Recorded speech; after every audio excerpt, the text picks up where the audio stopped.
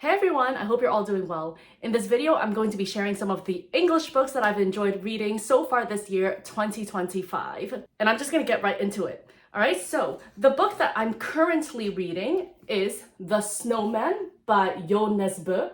I believe that this was originally written in Norwegian, but I have not yet learned that language, and so I have to read the English translation. I would be very curious to see if I could understand the original Norwegian text though, because I already speak Swedish, and Swedish is extremely similar to Norwegian. But anyway, I'm currently in the middle of this book. I just started it not that long ago, and I'm already more than halfway through. It's such a page turner, and I noticed that it's actually now a major motion picture. I have not seen the movie yet, but I'm also one of those people who really enjoys reading the book first before actually seeing the movie. But yes, this is a crime novel, and I thought I would just read the synopsis so that you guys have an idea of what it is about. The snow in the yard reflected enough light for him to make out the snowman down below. The pebble eyes were gleaming, and they were not staring into the house. They were looking up here. One night, after the year's first snowfall, a boy named Jonas, or Jonas, I guess, wakes up and discovers that his mother has disappeared. Only one trace of her remains, a pink scarf, his Christmas gift to her, now worn by the snowman that inexplicably appeared in their yard earlier that day. Inspector Harry Hole suspects a link between the missing woman and a suspicious letter he's received. The case deepens when a pattern emerges. Over the past decade, 11 women have vanished, all on the day of the first snow. But this is a who makes his own rules, and he'll break his pattern just to keep the game interesting as he draws Harry even closer into his twisted web. So, like I said, I'm a little bit more than halfway through this book right now, and I have no idea who the perpetrator might be because there have already been a couple of twists and turns where I thought it was maybe this person, but it turns out it was just kind of like a false lead sort of thing. So I'm really enjoying this book, and after I've finished reading it, I think I would like to see the movie. Okay, the next book I have here is Supermarket by Bobby Hall. Now, I actually bought this book years ago, and when I first attempted to read it, for whatever reason, I just couldn't get into it. But this year, I was like, well, I must have bought this for a reason in the first place. I'm gonna try again. And I could not put this down. I really enjoyed this. It's kind of more like a psychological thriller. And since I have a degree in neuroscience and psychology, once I found out what the ending was, I was like, whoa, I loved reading this. It was engaging, captivating, exciting. And I'm pretty sure that this is actually the debut novel of the author. It's a fantastic debut, to be honest. And just like I did with the previous book, I will read the synopsis for you guys. Flynn is stuck, depressed, recently dumped, and living at his mom's house. The supermarket was supposed to change all of that. An ordinary job and a steady check. Work isn't work when it's saving you from yourself, but things aren't quite as they seem in these aisles. Arriving to work one day to a crime scene, Flynn's world collapses as the secrets of his tortured mind are revealed. And Flynn doesn't want to go looking for answers at the supermarket, because something there seems to be looking for him. A darkly funny psychological thriller, Supermarket is a gripping exploration into madness and creativity. Who knew you could find and all in aisle 9? I can't really fully say some of these words because I don't want my video to get removed by YouTube. But yeah, like I said, the first time, for whatever reason, I think I was just like maybe too distracted to really get into the book. But this year, when I decided to give it another shot, wow, I definitely did not see the end coming. I would say that overall, this book was very mind-bending. I really enjoyed it. Definitely. The next book I would like to talk about is this. House Rules by Jodi Picoult. I'm not sure if I'm saying her name correctly. This was brilliant. I loved the writing style so much. Each chapter is basically told from the perspective of a different character in the story. And what I could really appreciate was that the author used a different font for each character. I loved that. That was something I really appreciated. And you can also tell that each character had their own distinct voice. So I really loved the writing style. I think she mastered the different voices perfectly. This also gives you a bit of insight into what someone on the spectrum might be like. It was such a fascinating read, and it can also shed some light into how parents who have children that are on the spectrum, like what their daily ordeals might be like and all the struggles that they would have to go through to try to support their child. It also shows like how the family dynamic could be affected. I found this very thoughtful. It was also in a way very endearing. So here's the synopsis. When your son can't look you in the eye, does that mean he's guilty?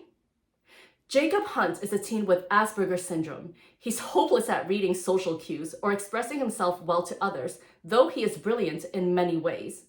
But he has a special focus on one subject, forensic analysis. A police scanner in his room clues him into crime scenes, and he's always showing up and telling the cops what to do, and he's usually right. But when Jacob's small hometown is rocked by a terrible murder, law enforcement comes to him. Jacob's behaviors are hallmark Asperger's, but they look a lot like guilt to the local police. Suddenly, the Hunt family, who only want to fit in, are directly in the spotlight. For Jacob's mother, Emma, it's a brutal reminder of the intolerance and misunderstanding that always threaten her family. For his brother, Theo, it's another indication why nothing is normal because of Jacob. And over this small family, the soul-searing question looms.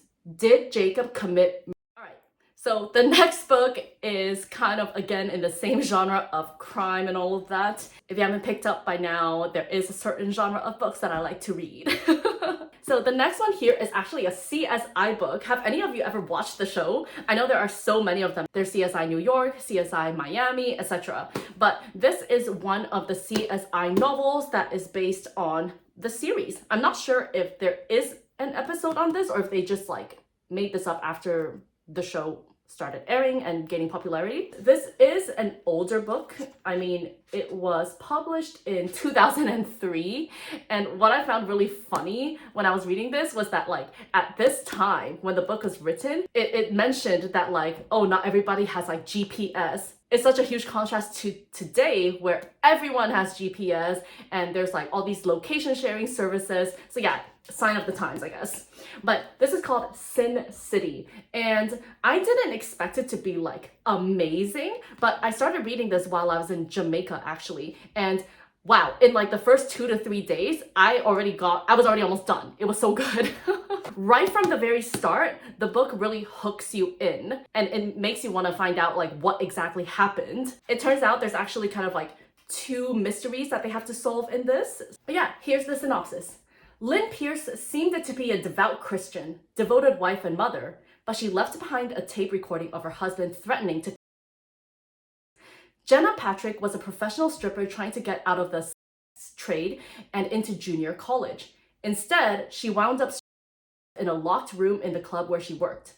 Join Gil Grissom, Catherine Willows, Warwick Brown, Nick Stokes, and Sarah Seidel as they try to cover the seemingly insignificant clues that will unravel the mysteries behind them and reveal the secret lives lived in the seediest and saintliest sides of Sin City. So the synopsis doesn't give too much away and it doesn't sound as exciting or thrilling as when you actually read the book. Yeah, when I read the synopsis myself, I did not think that this would be such a page turner. But like I said, in 2 to 3 days, I was already almost finished with this. So next, I have to talk about David Baldacci. I have so many of his books because I just love the way he writes. Not only that, I actually learn a lot of English vocabulary through reading his books. I'm not saying that his books are difficult to read or super advanced, but there are some word choices that I really have not heard of before. And I did grow up speaking English even though it's technically my second language. So I love reading this because 1, the stories are actually captivating, and 2, I can learn new vocabulary from it. Memory Man is one of the books in his Amos Decker series, I guess. But basically, the series is based around a detective who has suffered a traumatic brain injury, which then gave him perfect recall. Which, as we learn throughout the series, is an incredible skill for a detective, but psychologically and emotionally can be extremely draining. Not only that, but he also has synesthesia, which if you don't know what that means, it means that For some people, it could be like they can taste certain colors, or like if they hear a certain sound, they see a certain color, etc. In the case of Decker, though, he sees an electrifying blue whenever there is a nearby. I'm just holding this book as an example, but pretty much almost anything by David Baldacci is worth reading. But I did want to highlight this one because it is a book in the Amos Decker series, which I highly enjoy reading. Here's the synopsis of Memory Man. Amos Decker's life changed forever. Twice. The first time was on the gridiron, a big, towering athlete. He was the only person from his hometown of Burlington ever to go pro. But his career ended before it had a chance to begin. On his very first play, a violent helmet-to-helmet collision knocked him off the field for good and left him with an improbable side effect. He can never forget anything. The second time was at home nearly 2 decades later. Now a police detective, Decker returned from a stakeout one evening and entered a nightmare. His wife, young daughter, and brother-in-law had been murdered. His family destroyed, their identity as mysterious as the motive behind the crime, and unable to forget a single detail from that horrible night, Decker finds his world collapsing around him. He leaves the police force, loses his home, and winds up on the street taking piecemeal jobs as a private investigator when he can. But over a year later, a man turns himself into the police and confesses to the murder. At the same time, a horrific event nearly brings Burlington to its knees, and Decker is called back in to help with this investigation. Decker also seizes his chance to learn what really happened to his family that night. To uncover the stunning truth, he must use his remarkable gifts and confront the burdens that go along with them. He must endure the memories he would much rather forget, and he may have to make the ultimate sacrifice. But yeah, while I'm here and still talking about David Baldacci, The Last Mile is another novel in the Amos Decker series.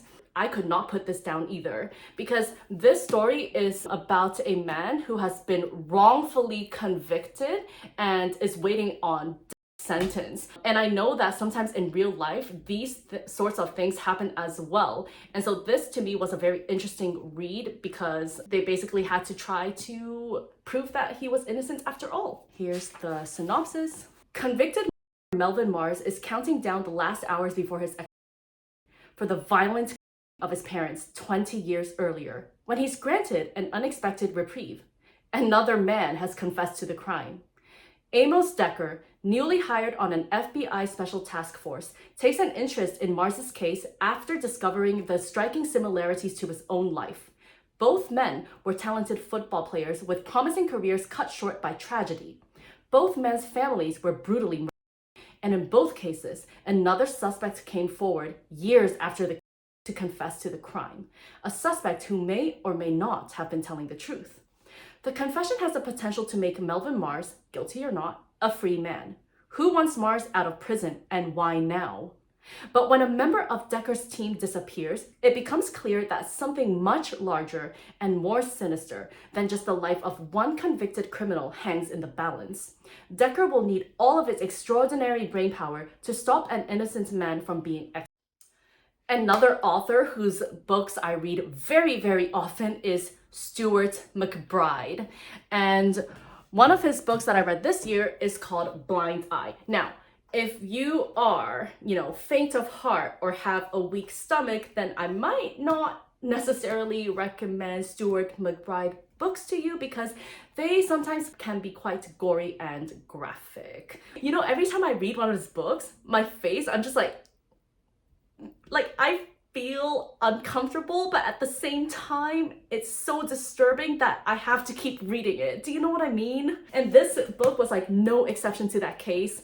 I found myself grimacing so much while reading this, but I still could not put it down. I could not stop. It was so disturbing, but at the same time, I needed to know what was gonna happen. This book is part of the Logan McRae series, and there are so many other books with Logan McRae and D.I. Steele, who I think is hilarious.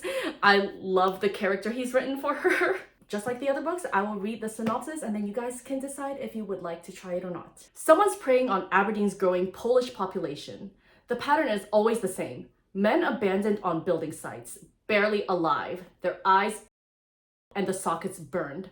With the victims too scared to talk and the only witness who's on the run, Grampian police is getting nowhere fast. The attacks are brutal, they keep on happening, and soon, DS Logan McRae will have to decide how far he's prepared to bend the rules to get a result.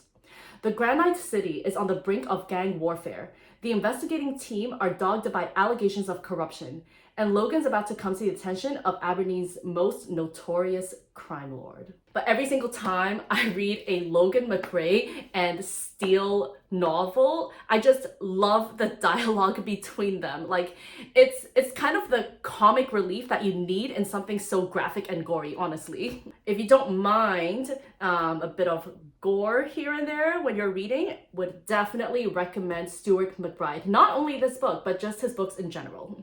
So next, I've got Stolen Souls by Stuart Neville. I actually am not super familiar with this author, and this is the first book that I have read by him, but after reading this, I'm definitely going to try and read a few more. So again, it's another crime novel, because why not? But this really had me at the edge of my seat. Not only is the plot good, but it also just makes you reflect on certain types of lifestyles, okay? If you read this, then you will know what I mean. It's very dark, very corrupt, and this does give you a bit of insight into what happens to these people who somehow get themselves into this type of position. Here is the synopsis. Galia Petrova travels to Ireland on a promise that she will work for a nice Russian family teaching their children English. Instead, she is dragged into the world of modern slavery and sold to a Belfast. She escapes at a terrible cost, the son of one of her captors, and takes refuge with a man who offers his help. As the gangsters she fled scour the city for her, seeking revenge for their fallen comrade, Galia faces an even greater danger. Her savior is not what he seems. She is not the first girl to have crossed his threshold, and she must fight to avoid their fate. Meanwhile, Detective Inspector Jack Lennon wants a quiet Christmas with his daughter, but when what looks like a Lithuanian mob turf war leaves bodies across the city, he knows he won't get it. As he digs deeper into the case, he realizes he is locked in a deadly race with two very different killers. Honestly, this is as good as crime fiction gets, and at the same time also provides a little bit of insight into what human is kind of like. And I know that it's a very real issue, and it happens more often than we think. Finally, before I leave, I do want to share with you what's next on my to-read list. It's a Stephen King novel, and it's called Fairy Tale. This was actually recommended to me by someone else. I've not even read the synopsis actually, so I have no idea what it's going to be about, but with Stephen King, it's definitely going to be in the horror genre. So let's actually read the synopsis together. Charlie Reed looks like a regular high school kid, great at baseball and football, a decent student. But he carries a heavy load. His mom was in a horrific accident when he was 7, and grief drove his dad to drink. Charlie learned how to take care of himself and his father over the years. Now at 17, Charlie encounters a dog named Radar and her aging master, Howard Bowditch, a recluse in a big house at the top of a big hill with a locked shed in the backyard. Sometimes, strange sounds emerge from that shed. Charlie starts doing jobs for Mr. Bowditch. I'm not saying the name right. Mr. Bowditch? Bowditch? Charlie starts doing jobs for Mr. Bowditch and loses his heart to Radar. But when Bowditch suddenly passes away, he leaves Charlie a cassette tape telling a story no one would ever believe. What Bowditch knows, and has kept secret all his long life, is that inside the shed is a portal to an astonishing place, one beyond imagination. Charlie has just inherited the keys to a parallel world where good and evil are at war, and the stakes could not be higher for that realm or ours. Oh, okay. Yeah, I actually like a little bit of like fantasy here and there. This sounds really interesting, and it's giving a bit of like Narnia or something. Okay, once I'm done with the snowman, I'm gonna start this. I have a feeling I'm really going to enjoy it. It is long. Oh, 776 pages. It's not that bad.